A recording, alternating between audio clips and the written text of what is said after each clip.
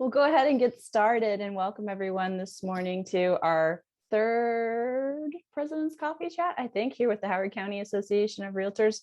We're so glad to have you here this morning. And we're so appreciative to both Bill Castelli and Blair Inniss for being here to take us through some items as Maryland has wrapped up its 2022 legislative session. So we won't waste any time getting started. I'll introduce Bill Castelli and let him tell a little bit about himself and his role at Maryland Realtors. Thank you, Sarah. I'm Bill Castelli. Good morning, everybody. I'm the Vice President of Government Affairs with Maryland Realtors. So my day-to-day job is actually lobbying on behalf of the Realtors before the General Assembly and state agencies. We've got a department there with Susan Mitchell, Lisa May. They also work with the Realtors on government relations, lobby for you as well. And the way it works in the association is it's the volunteer members that form the committees, our public policy committee and legislative committee, who give us our walking orders and direction when we go down to the legislature.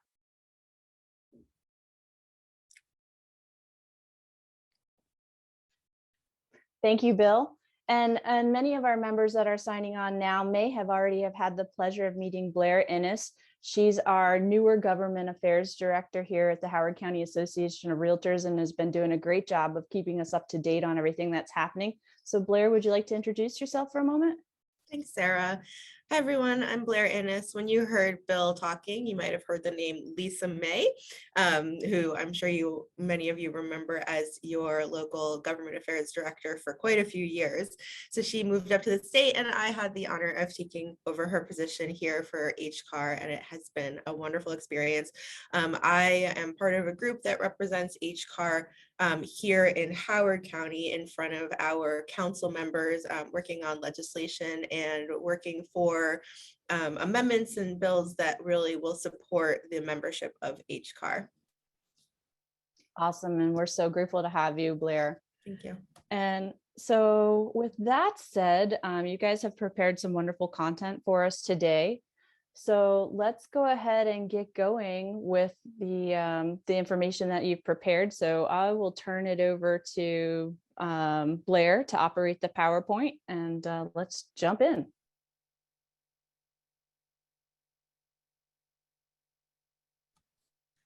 All right, Bill, you are up first. Great. So I'm going to talk, before I start to get into some of the bills that the legislature looked at this year, I'm going to talk a little bit about an ongoing consumer campaign that is also directed to our Realtor members that we've been engaged in for 2 years now.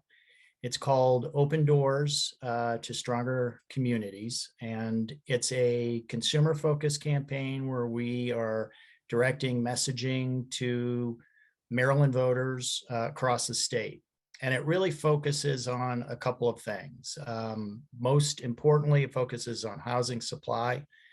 You as realtors know better than anybody else, particularly if you've been taking a buyer around to look at multiple properties, putting bids in for properties, offers in, only to see, another property slip away from your buyer. That housing supply is at a critical low. In fact, when we take a look at housing supply and almost all of the statistics, some of them are state statistics, some of them are national statistics, they are all trending in the wrong direction. Right now, Maryland has been rated by Freddie Mac. So these are in comparison to other states across the country as having the 11th largest housing deficit in the country. And what does that mean? It means that we don't have enough housing supply to meet the need and our population. We've seen since 2019 a decrease in homes for sale in Maryland of about 59%. We are down, a balanced real estate market is typically about 6 months, 4 to 6 months of inventory. We're down 2 weeks of inventory.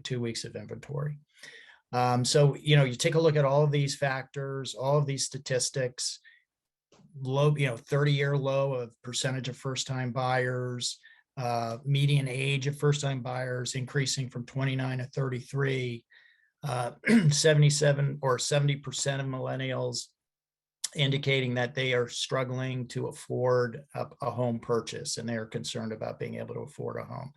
So all of these things trend in the wrong direction.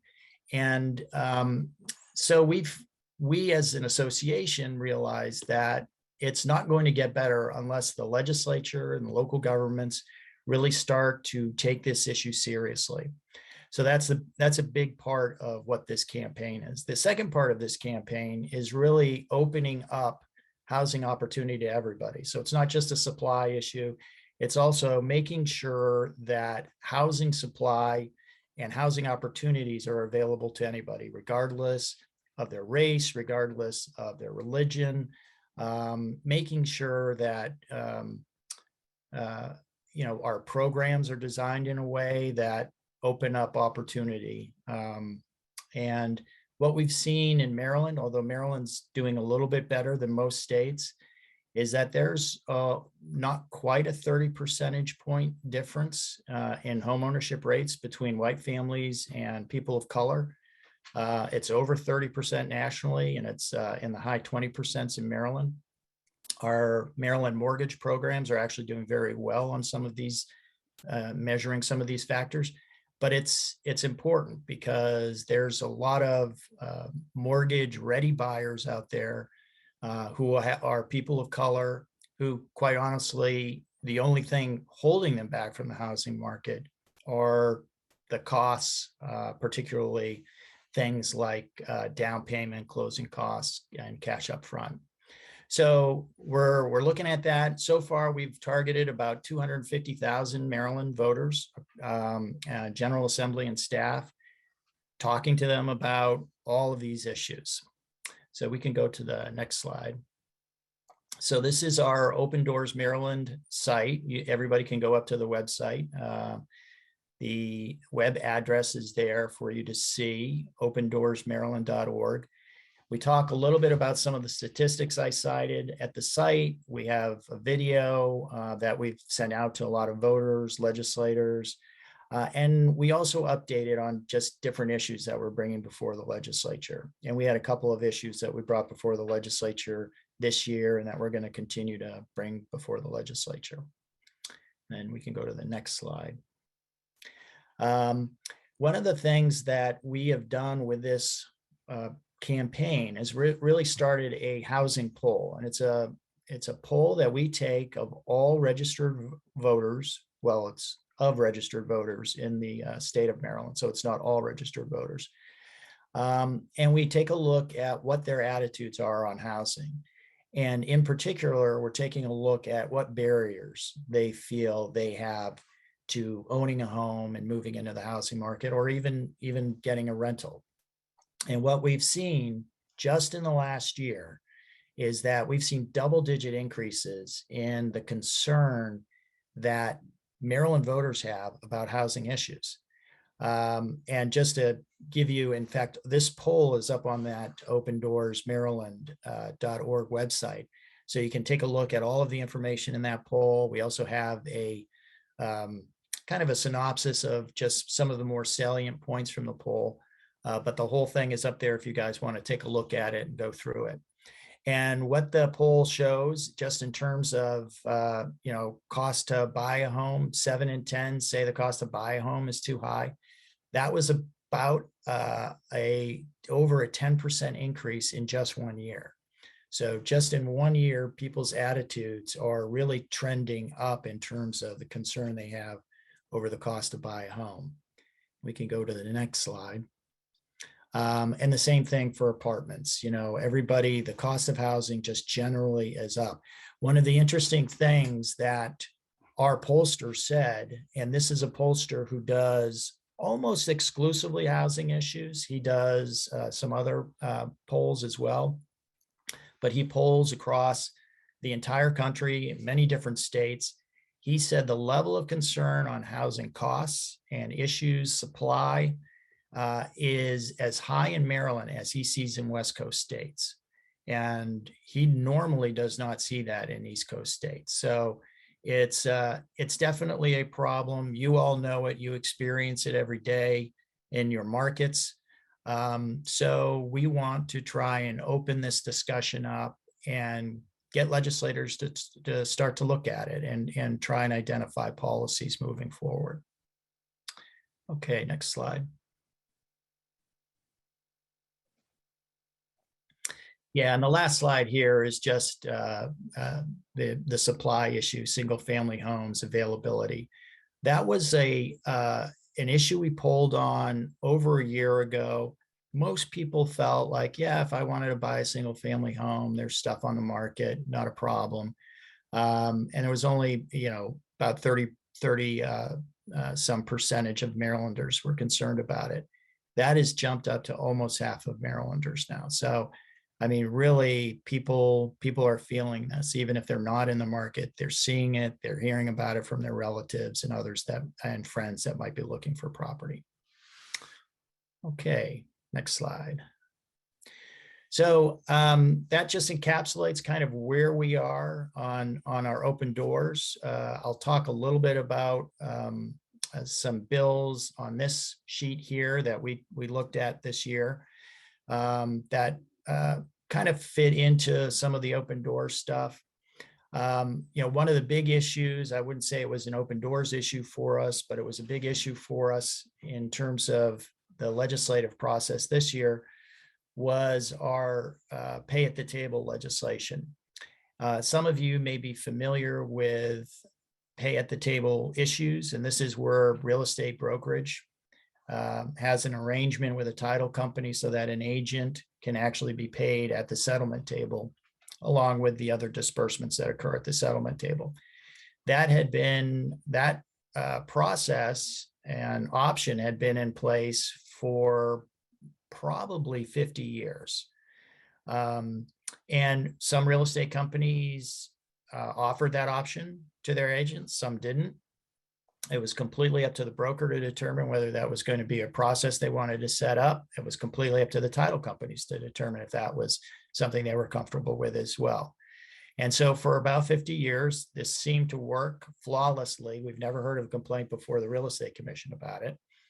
And then Real Estate Commission, about a little over a year ago, had a new attorney, took a look at the law, felt that the law did not really address that practice, and felt that the law needed to be clarified. So that's really what this bill does. It just clarifies that if a broker wants to have agents paid at the settlement table, they can do that.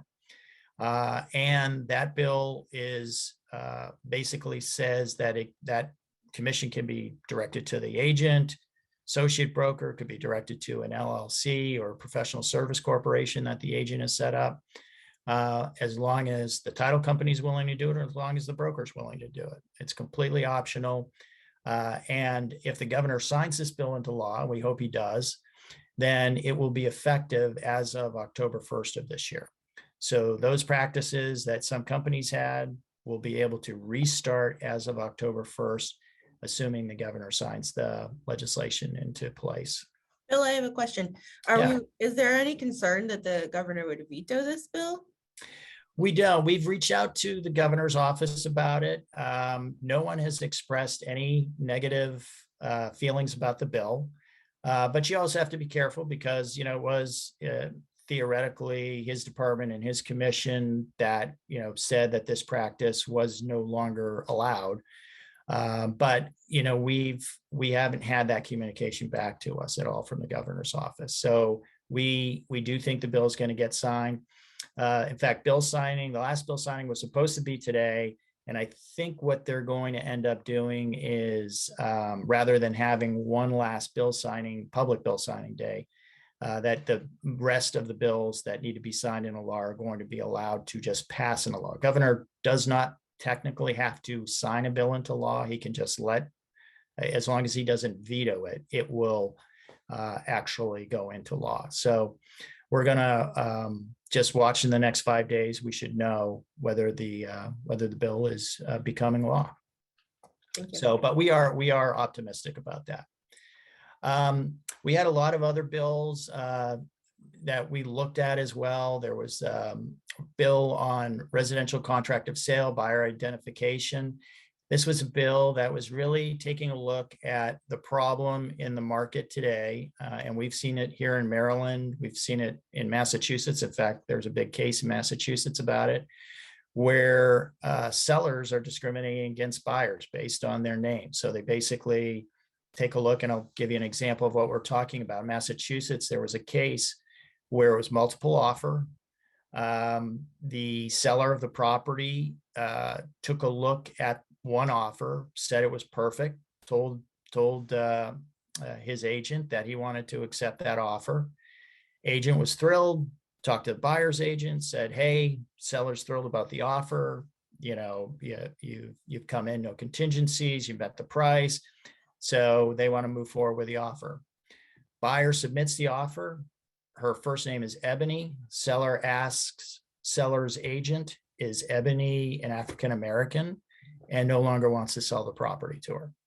So in this case, seller's agent does the right thing. Seller basically ceases to represent that seller. Brokerage ceases to represent that seller. And for that reason, that is the only reason that brokerage and that agent are not being brought up before the court in Massachusetts. But that seller was sued for violation of fair housing. And we've had a couple of cases in Baltimore as well, very similar fact pattern to that. So there was a legislation that was introduced. It wasn't our bill, and we had some concerns about it, even though we really want to figure out a way to address the issue. This bill would have said that a buyer doesn't have to sign the contract when they're submitting it. So the offer that they're making, they wouldn't have to sign it. There were some amendments that went through. Then they were going to offer, say that you could just offer initials, which actually would be permitted under case law in Maryland. You could just offer initials. But it still created some problems because the buyer still has to sign a bunch of different documents that are going to be submitted with the underlying contract. So try to hide the identity of the buyer on the contract without addressing the seller disclosure form and the million other things that they're going to have to sign really doesn't really address, hiding their identity. So we met with that group to try to figure out if there's a better way to do it. And we're still in conversations with them. That bill didn't move forward this year. Just skip over a couple of these other bills. The one I did want to talk about is there is a bill that passed, has not been signed into law, on a task force on appraisal and valuation equity. This addresses the concerns that you've probably seen in the paper. There was a lot of news actually recently, and by recently, I mean last 6 months, in Prince George's County, talking about valuations of property there and why some properties in Prince George's County don't seem to appraise at the same level of similar type properties in other counties. And we've seen this across the country where Black family might be looking for an appraisal of property, and the property comes in seemingly low for the area. They get a new appraisal, only they have their white friends at the house, and then suddenly the property appraises. And if you Google this, you'll see all across the country, stories about this happening. So it's been prevalent enough in the market that people are absolutely concerned about it. And so this is putting together a state task force to take a look at the issue and report back to the legislature by October of 23. The bill passed, still has to be signed into law, and the Department of Housing and Community Development will be the agency taking a look at it, and taking a look at ways to, broaden the appraiser community, and have more diversity within the appraiser community, among a bunch of other issues that they're going to be taking a look at. Another bill I'll talk about quickly was what we called our love letter bill. It's the last bill on that list, real estate transaction prospective buyer communication. And that was another issue that I know all of you are familiar about, and it's real estate love letters. the real estate or Maryland realtors took some action last fall, and with our real estate brokerage agreements, just made a decision that those brokerage agreements would make it clear to parties who are signing with the agent that the agent is not going to forward those types of personal communications that would often be considered love letters to a party. So this bill would have done the same thing. It was based on an Oregon bill that was passed, signed into law. There were opponents to the bill that actually sued and brought it to federal district court, about a week and a half after this bill came out of legislative drafting, placed an injunction on the Oregon legislation saying that it was a possible violation of commercial free speech. So the status of the Oregon bill right now is defunct. It's not moving forward. There was a settlement between the parties, and they're not moving forward with that legislation. So I don't know what's going to happen with this bill moving forward. I think there's a lot of, obviously, it doesn't change our listing agreements. So those listing agreements that exist in Maryland right now that have that language, that's directive that, to the agent saying that they're not going to pass on that communication, would still be valid. But in terms of whether a bill will move forward next year, hard to tell. And I think if that legislation, or if that case, district court case, ever gets up to an appellate court, and it doesn't look like that's going to happen in the Oregon case, then there might be better direction to states, which might make it more comfortable. They might have a little more confidence in passing bills like that moving forward. But I would say right now, that's kind of at a standstill. Bill, right. I appreciate that you reminded everybody that our listing agreement here in Maryland does contain language reminding people that, we shouldn't be engaging in those sort of love letters and that sort of behavior. Is there any discussion about strengthening the language in the buyer's agency agreement to deter people from wanting to do this, since those letters are usually generated by the buyer or the buyer's agent? Yeah, it's in both the buyer brokerage and the listing agreement right now. And so we have talked about it. That might be one way to even strengthen, that language, call it out more to make sure that agents see it and understand it. I mean, I talked to real estate attorneys, across the country. Everybody advises, at least all the folks I've talked to, advise folks not to pass on that personal communication. Almost all of it touches on some kind of protected class. A lot of times you're forwarding photos, which obviously are, almost a per se violation, because it captures, at least a racial protected class. So I would say, there's a lot of concern about it.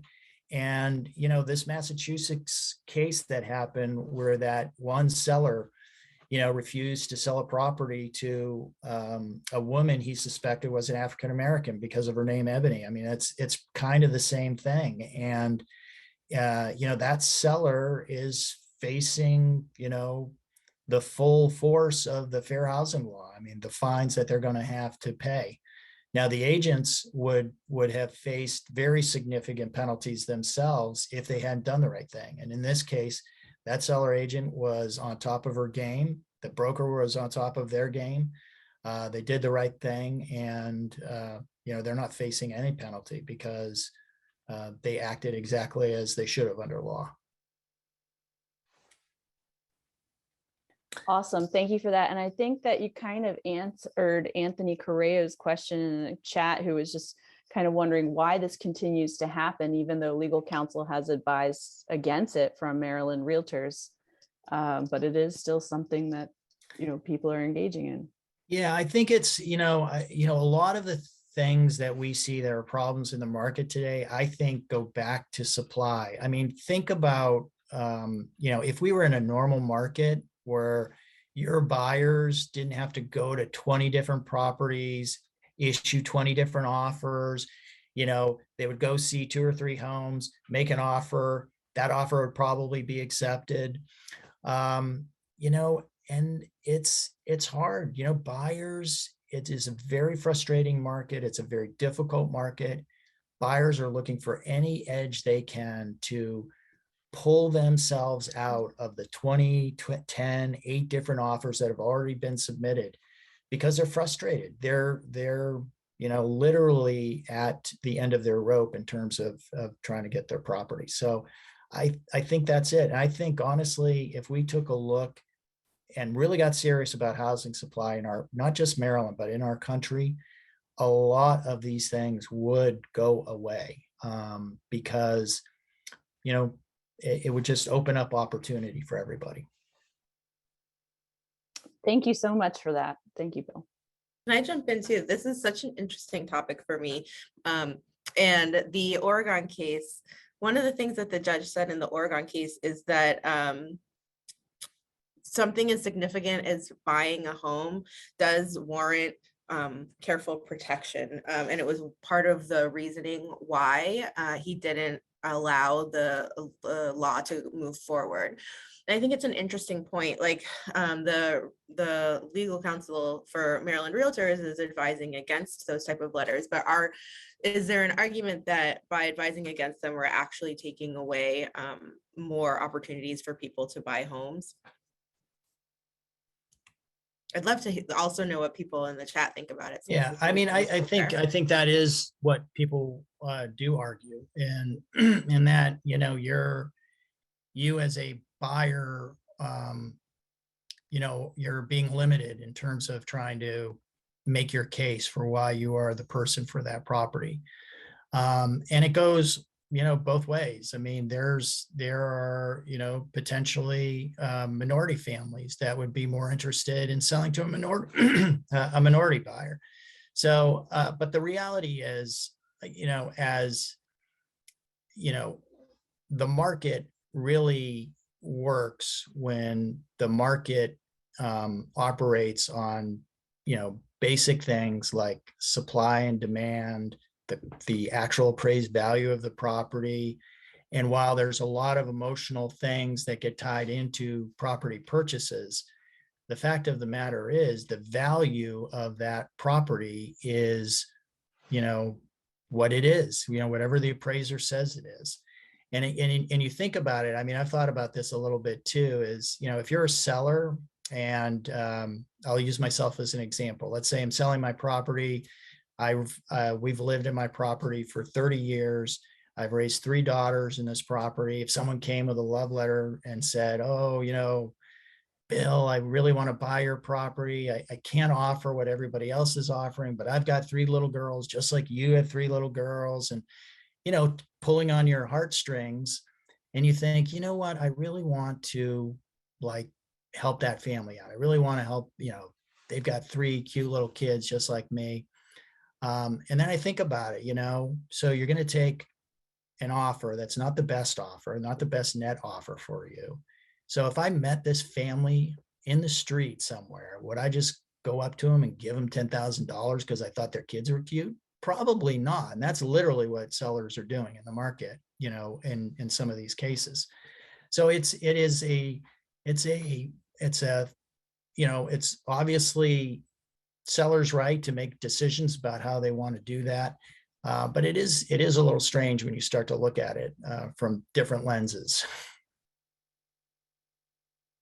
Thank you both for that insights. And that's such a large conversation, and it's one we've been having for a while now. So we're always excited to keep an eye on it and see what other new perspectives and insights can best help our clients and our members.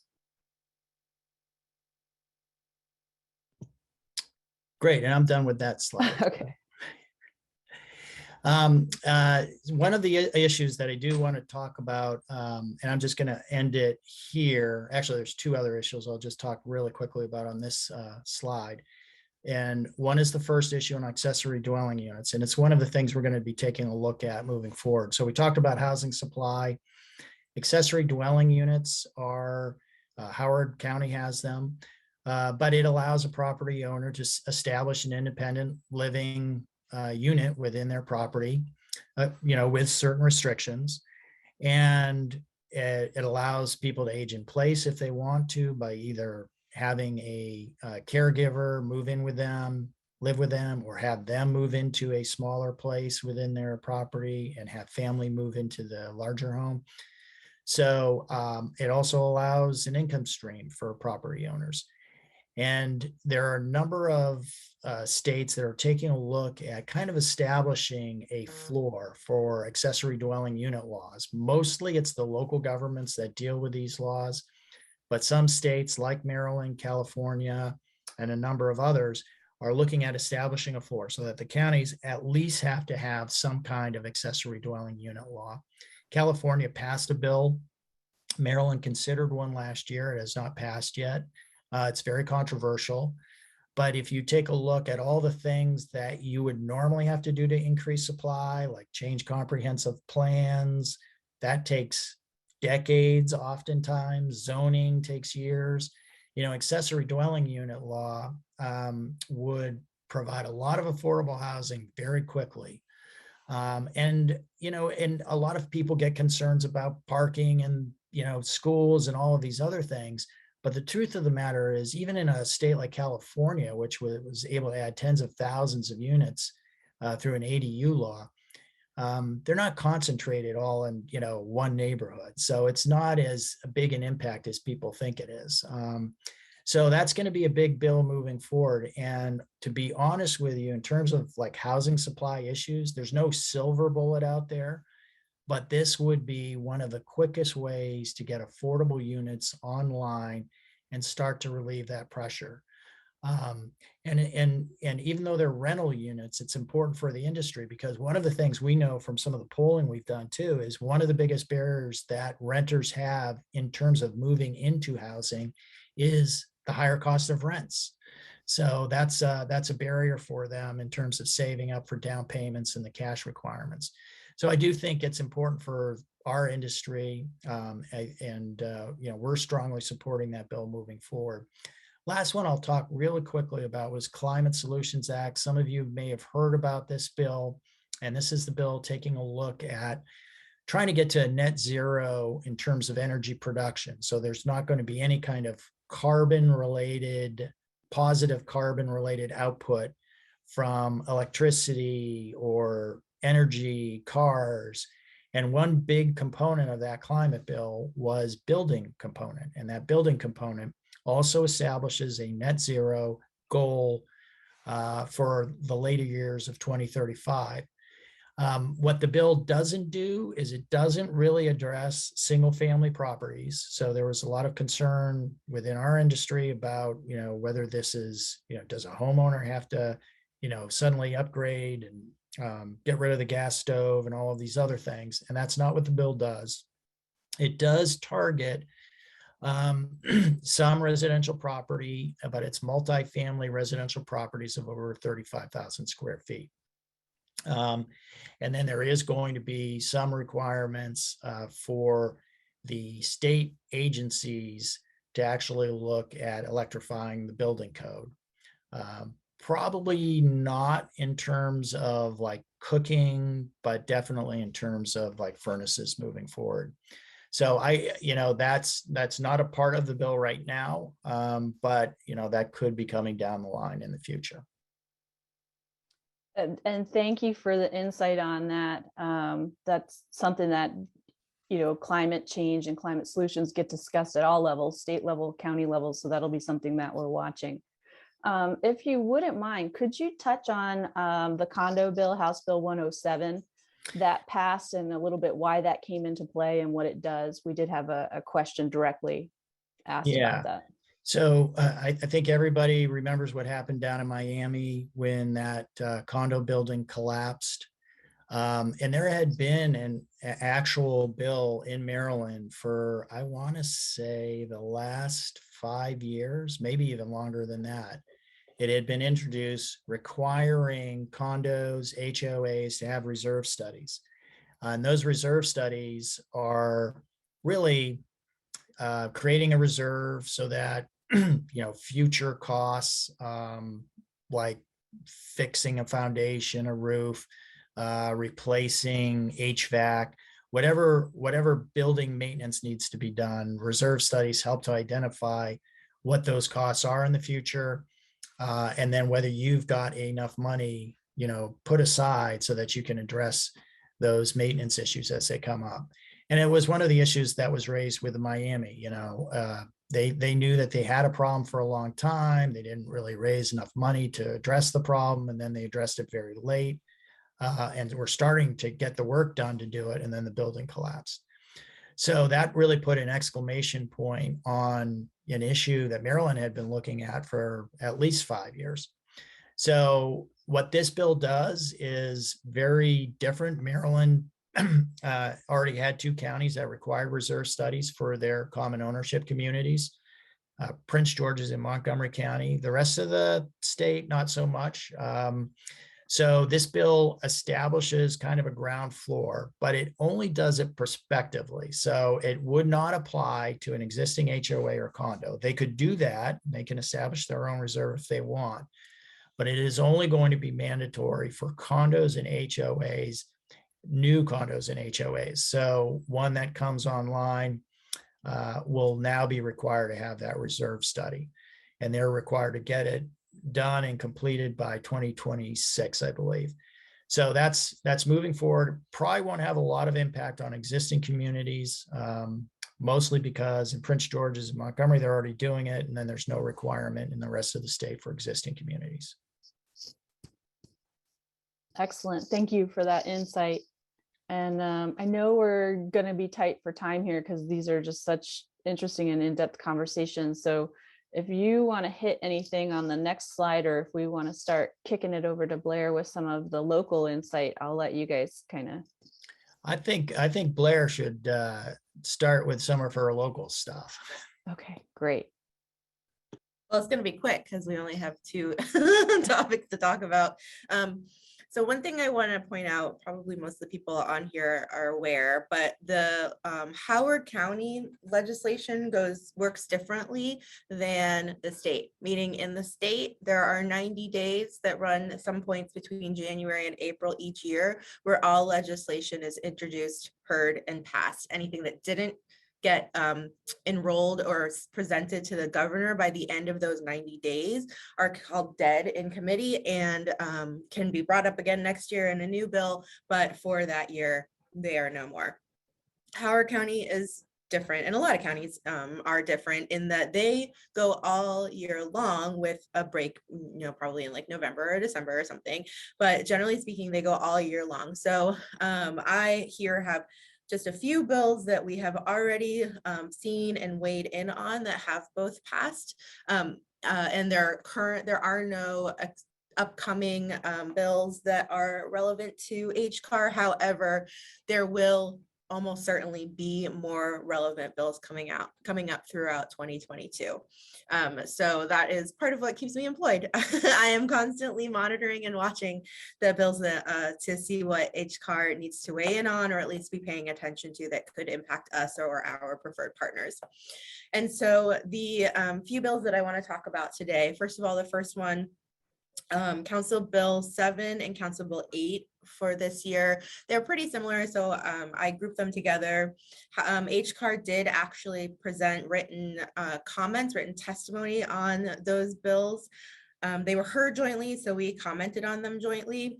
And so basically what we're looking at, this relates probably specifically to Turf Valley, and it basically says that at least 15% of the dwelling units in a planned golf course community must be moderate income housing units and developed on the site of the development project. And so the HCAR did submit opposition to this bill. Really, our primary big point was 15% of MIHUs is actually inconsistent with the majority of other zoning districts. And so we were pushing for lower, more like 10% MIHUs, which is pretty consistent with what we see with some of the other similar types of districts.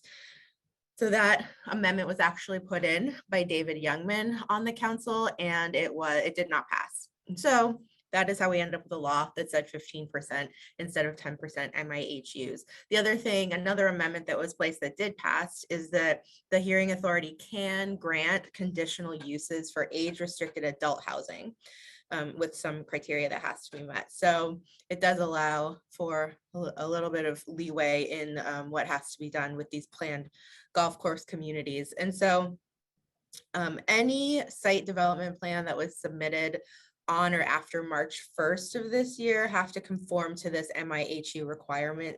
And also there will probably be some existing site plans that are going to be amended to also work with this requirement. We're waiting to see what happens on that front. So this is a great example. These bills together are great examples of what of the work that our HCAR legislative committee does and why it's so important that our RPAC committee also be involved, because when we have a council member who we work well with, we can get great work done that supports our members and our partner organizations. And then when we have council members that are a little bit harder for us or don't even come to us, we can end up with legislation that's really not as helpful for us. And CB 7 and 8 are great examples of legislation that was introduced by a more unfriendly council member that took a lot of legwork to get anywhere near something that was going to be good for us, good for our partners, since this is obviously more related to developers and builders than to real estate in general. So I see questions. Can developer builder do exchange regarding MIHUs? No. And will those 15% of units be similar in size, materials? So the bill doesn't specifically speak to that, but I do want to say that during hearings and in conversation, the answer is yes. Sarah, do you have something to add? I was going to add that we had a direct conversation about MIHU and like the quality of the build, and they are supposed to be the same square footage as generally the other units are, and of similar finish and floor plan and all of that good stuff. And that was a conversation we had with Kelly Simino within the county. Great, thank you. Yeah. I see other chats pop up. Okay, you're welcome. Yeah, so we worked hard. We worked hard on those bills, Sarah, didn't we? Trying to get amendments in that were at least a little more friendly. It was a big lift. That was a really interesting study as well, that was a really interesting experience as well, because the bill was tabled and rewritten so many times, and I think there were like 7 or 8 amendments, and some of them we were like, yeah, and some of them we were like, no. So there was a lot that went on with those bills, and not ideal, but definitely at least have ended up in a place that is better where it started. So that did pass. It was signed by County Executive Calvin Ball, and it'll be effective on June 6th of this year. The other bill that I want to talk about, the only other bill really that HCAR has commented on so far this year, is Council Bill 27. And this was one that was introduced by David Youngman, Councilman Youngman, who is a good friend of HCAR's and a realtor himself. And he actually did reach out to us to kind of talk about it, and asked us even to testify in support of that bill, which the chair of the legislative committee, Steve Miller, did do that with the blessing of the board of directors for HCAR, and it went really well. We are very happy with the way that everything turned out. This is another one that did have a few amendments. The only ones that were really troublesome came up from Council Member Liz Walsh, and none of those passed, thank goodness. So we again are happy with the end result of this bill. So this one is pretty straightforward. It just amends the sorry, I'm trying to look at my notes. It amends the Howard County zoning regulations to permit like 55 plus communities in these business districts. And so what we really thought, and I think Sarah, you can talk more to this, we're guessing there is actually like a specific location that this bill is meant to address. Do you want to talk about it, or you want me to? If you can keep going, I can chime in when you're done. It's all go for it. I mean, you're okay. the realtor. So this specifically, this bill was exceptionally well written and specifically takes into consideration the site of the Old Friendly Inn, which is already kind of sandwiched in between some 55 plus communities. So if you know the Friendly Inn over there in, I'll call it like Western Ellicott City, nothing's been in there for quite a long time. So this seems to be a natural, smart use of that land to help us, get some of the units that we desperately need. So this was very easy for the legislative committee to get on board with, and like Blair said, it passed. So keep an eye on that little strip right there as you drive back and forth to see what comes up. Yeah, and the only other additions that came in through amendment that I wanted to mention was that at least 20% of the gross site area has to be open space or open area. And at least 15% have to be moderate income housing units. And Carol Hess is saying there's a sign now announcing the housing. Yay. That's great. This was a really easy one for us, and a simple yes from us, but it's still, I enjoyed participating in that process as well.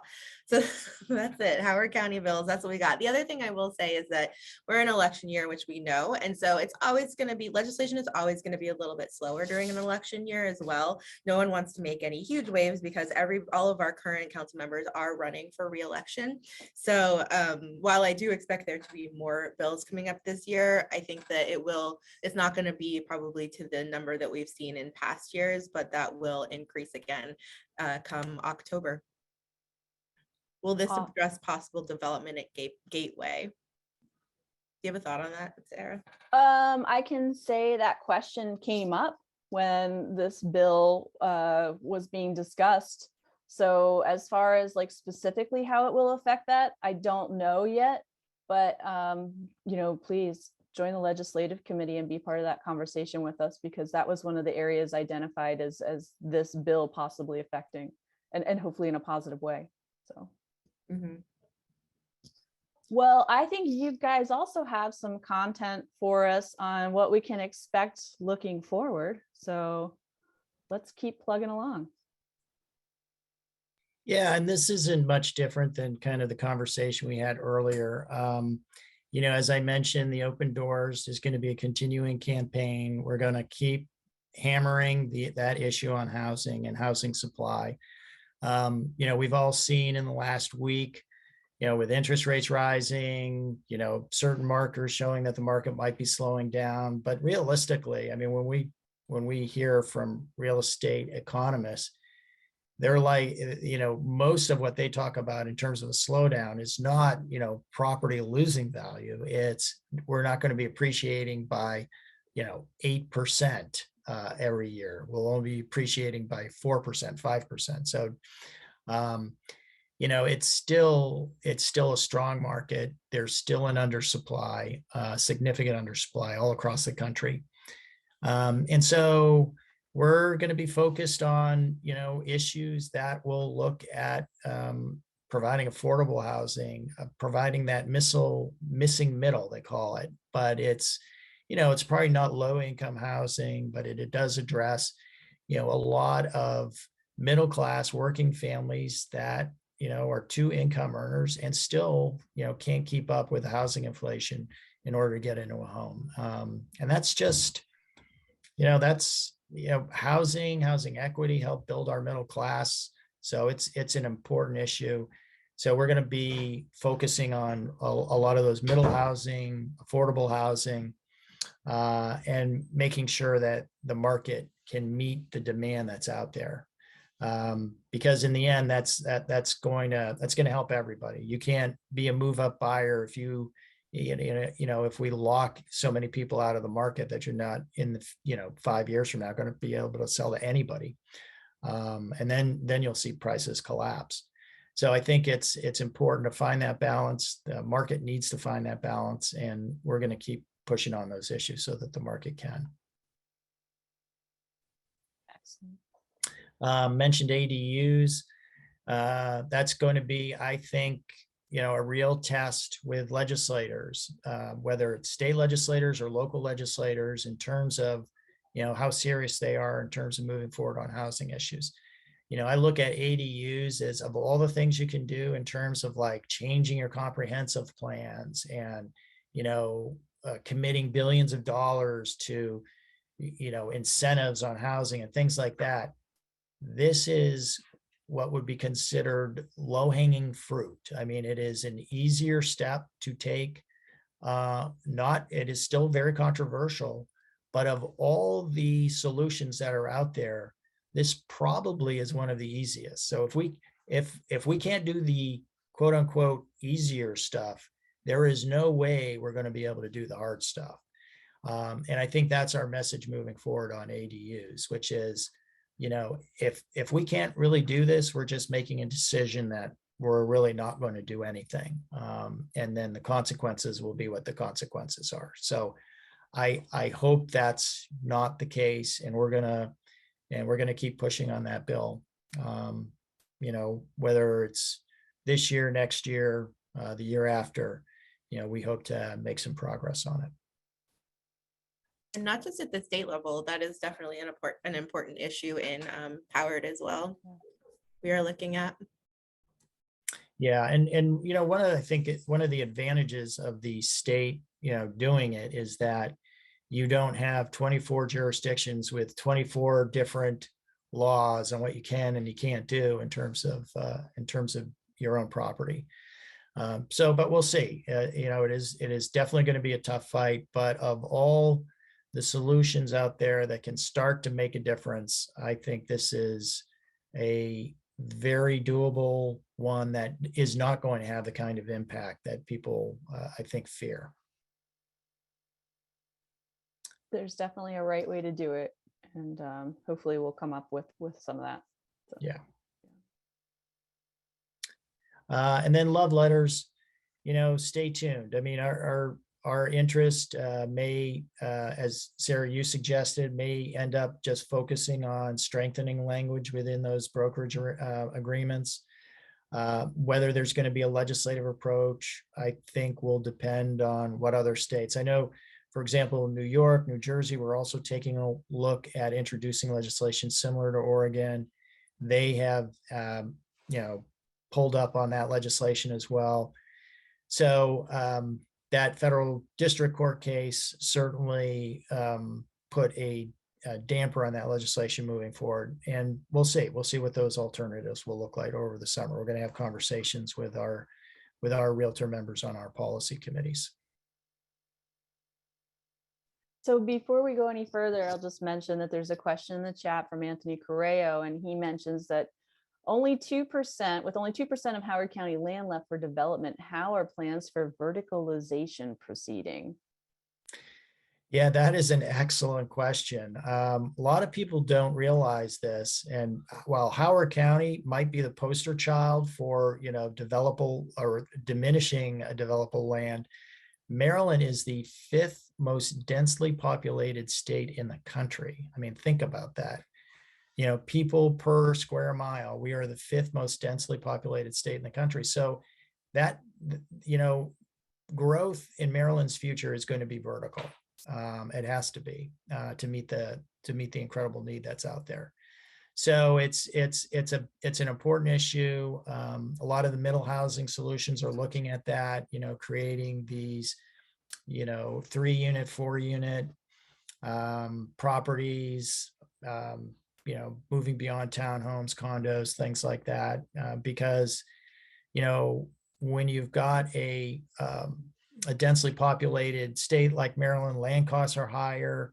So it's hard to make an affordable unit. And we especially know, especially in today's market with building supplies costing and labor costs, what they are, density is the only way to make a property affordable, at least a new property affordable. Yeah. Excellent. Well, I hope that answers your question, Anthony. And that's always something that we're happy to talk about at the association with our members and see what's going on, especially around the lakefront, like you mentioned, because so much is happening there and so many different sorts of things are going in there. So with that, if there's any further questions, I'll ask you to put them in the chat as we're getting ready to kind of wrap it up here. I saw your little plug for the conference. If you want to touch on that real quick, I think everybody's excited to be back at the beach in September. Yeah, I can tell you that one of the hardest decisions they made was canceling the conference last fall. People were, nearly in tears about it. It's, with everything that's been happening, I think people are looking for events like this to get together again in person with folks that they haven't seen in a while across the state. So I know we're very excited about it. We hope folks will take a look at it. The programming is really ramping up. They've got some really terrific speakers coming in. There'll be some continuing education as well. So go up to the website, take a look at it. Registration's open. Awesome. I'm excited and I can't wait to see all of you guys there and everyone on the chat as well. I'm sure we'll be there. I don't see anything else coming in. So I just want to thank Blair for helping put this together and for being on this call with us. And Bill, thank you so much for the little deep dives on some of this legislation. This is recorded, so if there's anything else that you want to go back and revisit, it will be available on HCAR's YouTube page, probably by tomorrow. And is it possible, guys, if somebody were to request the slides, would it be okay if we were to share them with our membership? Yep. Oh, thank you so much for that. Well, I thank you for your time. Thank you for being here. Thank you for everybody that logged on. Thanks to Sarah Rain for the logistics of putting this together and our wonderful staff. And with that said, I hope you guys all have a wonderful Memorial Day weekend. Have a great weekend, everybody. Yeah. Bye. Thank you. Bye.